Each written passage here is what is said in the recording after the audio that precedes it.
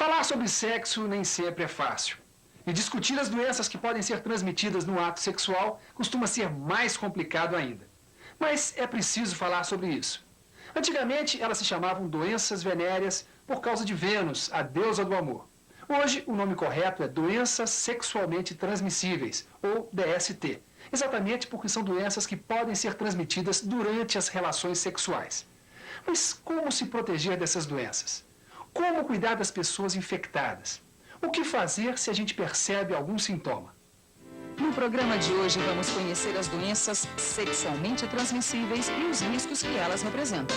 Vamos aprender os modos de evitá-las e saber por que é preciso buscar um tratamento imediato quando elas aparecem.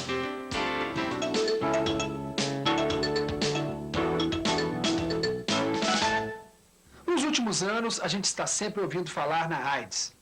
É preciso falar mesmo até que todo mundo saiba se proteger usando camisinha nas relações sexuais, nunca utilizando seringa de injeção que outra pessoa usou e só recebendo sangue testado. Mas outras doenças sexualmente transmissíveis continuam existindo e a gente tem que se proteger delas também. Antes de mais nada, é preciso lembrar, manter relações sexuais com muitos parceiros é um comportamento de risco. É fácil de entender isso. Quanto maior o número de parceiros, maior é a possibilidade de um deles estar infectado e transmitir a doença. O aviso vale tanto para homem quanto para mulher. Quem transa com muitas pessoas sem preservativos tem maiores chances de contrair alguma doença. Algumas dessas doenças demoram a se manifestar. A pessoa nem sabe que tem o vírus ou bactéria e acaba infectando outros parceiros sexuais. E assim, essas doenças estão se alastrando pelo Brasil. Às vezes a pessoa sabe que está com a doença, mas tem vergonha de admitir isso e não procura o serviço de saúde. Vai a uma farmácia, toma o remédio que um amigo receitou e pronto. Acha que está curada e não discute o assunto com o parceiro ou parceira. O resultado acaba sendo a contaminação de outras pessoas durante as relações sexuais. Conhecer o próprio corpo e o corpo do parceiro ou da parceira é essencial para quem deseja ter uma vida sexual completa e prazerosa. Mas, além disso, conhecer o próprio corpo e observar as transformações que ocorrem com ele é também uma forma de identificar logo no início a maioria das doenças sexualmente transmissíveis. Por isso, homens e mulheres de vida sexual ativa devem fazer regularmente um exame de seus órgãos genitais. Toda alteração, por menor que seja, é um sinal de alerta. Pode ser uma bolinha esquisita, uma coceira que não passa, uma feridinha, um inchaço, ardência ao urinar ou a saída de um corrimento mal cheiroso pela vagina ou pelo pênis. Tudo isso pode ser um sinal de infecção. Doutor Unai, o que as pessoas devem fazer se elas suspeitarem que estão com alguma doença sexualmente transmissível? Um sintoma isolado não é sinal de doença sexualmente transmissível, não há motivo para pânico. Pare com as relações sexuais e procure um médico. Certos micro-organismos que causam doenças têm preferência pelos ambientes mornos e úmidos do nosso corpo, as mucosas da boca, do pênis, da vagina e do ânus. É por isso que a atividade sexual acaba sendo o principal canal de transmissão de algumas doenças. E de todas essas doenças, as mais graves são a sífilis e a gonorreia. A sífilis é causada por uma bactéria transmitida de uma pessoa para outra durante as relações sexuais, principalmente quando há penetração do pênis sem a proteção da camisinha. Na primeira fase, o sinal de alerta é o aparecimento de uma pequena ferida indolor e avermelhada no pênis ou na entrada da vagina. Ela é chamada de cancro. O homem percebe facilmente essa ferida, mas para a mulher é mais difícil perceber porque o cancro costuma atingir partes mais internas do seu corpo. Nem sempre dá para a mulher perceber o que está acontecendo, a não ser que vá ao médico e faça um exame ginecológico. E outro problema sério é que na gravidez existe o risco de transmitir a sífilis para o bebê.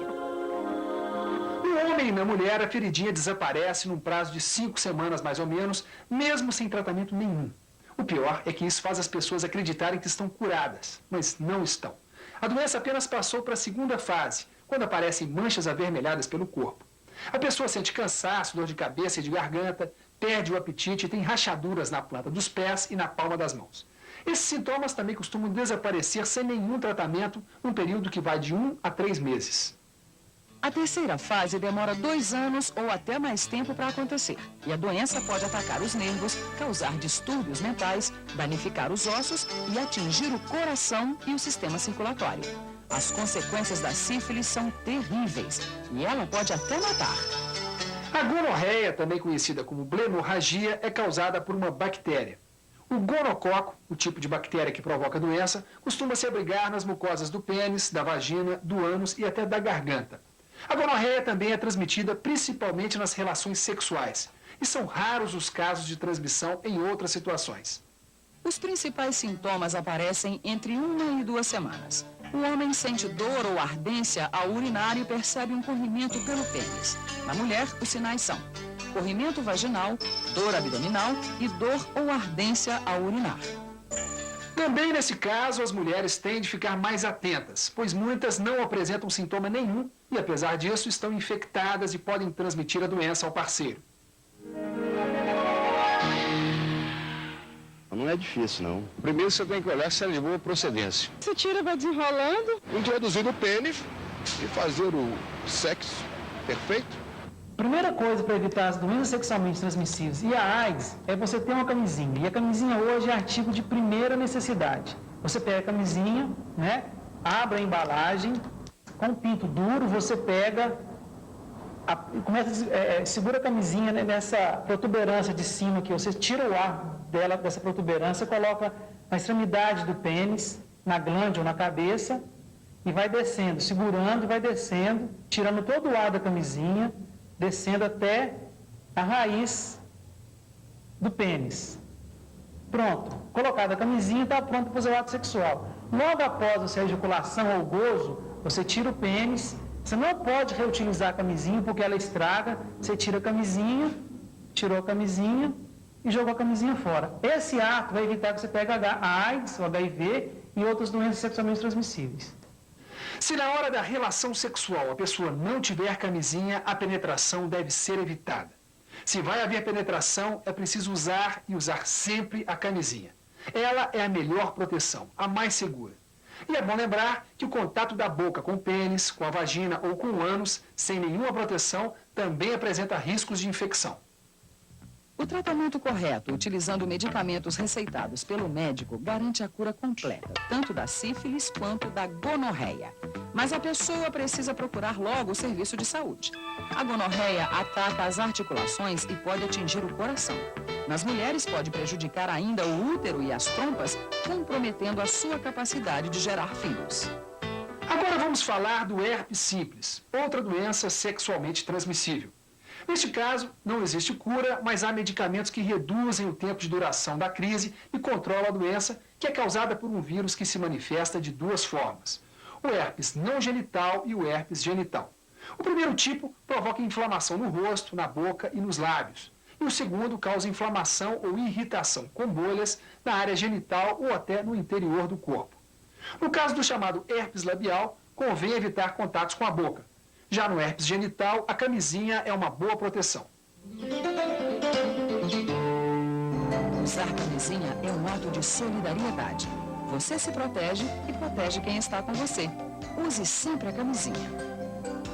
Os sintomas do herpes aparecem de 2 a 20 dias após o contato com a pessoa infectada. Os principais são febre, mal-estar, bolhas ao redor da boca, do pênis ou da vulva e, às vezes, dor. O contato com essas bolhas é que vai transmitir a doença ao parceiro sexual. Mas até mesmo antes de aparecerem as bolhas, existe o risco de contrair a doença. E se a mulher estiver com herpes, durante o parto normal, a doença pode ser transmitida para o bebê. Vamos ver agora outra doença sexualmente transmissível muito frequente no Brasil. As verrugas venéreas, também conhecidas como condiloma e chamadas popularmente de crista de galo, são causadas por um vírus. O principal sintoma dessas verrugas venéreas é uma lesão em forma de couve-flor que aparece de 4 a 6 semanas após o contato sexual. Mas antes mesmo de aparecer essa lesão, a pessoa infectada já transmite a doença ao parceiro se houver contato sexual. No homem, o tratamento dá resultados rapidamente. Nas mulheres, para não agravar o risco de câncer do colo do útero, é necessário um acompanhamento médico mais prolongado. E é bom saber o seguinte: mesmo depois que as verrugas somem, o vírus pode continuar no corpo e voltar a se manifestar. Todas as doenças sexualmente transmissíveis apresentam sintomas? Não, nem sempre elas apresentam sintomas. Aliás, a maioria das vezes, as doenças não apresentam sintomas. Aí que é o grande perigo. A pessoa vai ter uma relação sexual, não está tendo nenhuma dor, nenhum corrimento, e vai achar que está protegida contra aquela infecção. É verdade que a mulher se protege contra doenças sexualmente transmissíveis se ela fizer uma ducha depois da relação sexual? Não, a ducha após a relação sexual não protege a mulher e pode até piorar a situação da mulher. Se ela fizer uma ducha, por exemplo, ela pode lesar um pouco da mucosa da vagina e aí abrir uma porta de entrada para aquela bactéria, aquele vírus que ela entrou em contato. Basta só tomar penicilina para que cure as doenças sexualmente transmissíveis? Não, a penicilina hoje não é utilizada em quase nenhuma doença sexualmente transmissível. A mais famosa, mais falada, é a gonorreia. Mesmo esta, a penicilina não está surtindo efeito. O mais correto é você, se você tem algum sintoma, algum suspeito de doença sexualmente transmissível, procurar um especialista. Nada de automedicação, porque pode mascarar aquela doença e agravar a sua situação. E nada, você tem que procurar a farmácia e comprar medicamento receitado em farmácia. Há pessoas que acreditam que uma vez que elas já tenham tido uma doença sexualmente transmissível, elas estão livres de tê-la novamente. Há alguma verdade nisso? Se você teve uma gonorreia, por exemplo, ou um cancro, você tratou daquele cancro, não quer dizer que você está imune àquela doença. Se você não se prevenir novamente, você pode ter 10 vezes gonorreia, 10 vezes cancro. Quantas vezes você entrar em contato com aquelas bactérias ou vírus, você vai continuar se contaminando. Algumas pessoas ainda acreditam que após a relação sexual basta urinar para ficar livre de qualquer doença. Não é assim. A urina, de fato, é ácida e pode matar alguns micro-organismos. Mas há casos em que ela até ajuda a criar um ambiente favorável à penetração do vírus ou da bactéria no organismo das pessoas. O sexo tem importância fundamental na vida de todas as pessoas e costuma ser uma fonte de prazer e um sinal de saúde. Mesmo assim, a nossa saúde sexual não está livre de riscos. Por isso, é tão importante saber como se proteger das doenças sexualmente transmissíveis. Essas doenças ameaçam igualmente homens e mulheres. Só que os riscos de contágio aumentam para quem troca muito de parceiros e pratica sexo sem proteção da camisinha. Você deve ter notado que nós falamos pouco sobre AIDS, a doença sexualmente transmissível que mais preocupa as pessoas atualmente. É que nós vamos dedicar um programa inteiro especial a esse problema. Com relação às doenças que aprendemos a reconhecer hoje, é importante lembrar que elas podem ser tratadas e que quanto mais cedo começar o tratamento, melhor. Quando pensar em sexo, pense em outra palavra: segurança. Sexo seguro é sexo sem medo. Use a camisinha e viva legal. Para maiores informações sobre este assunto, Disque Saúde.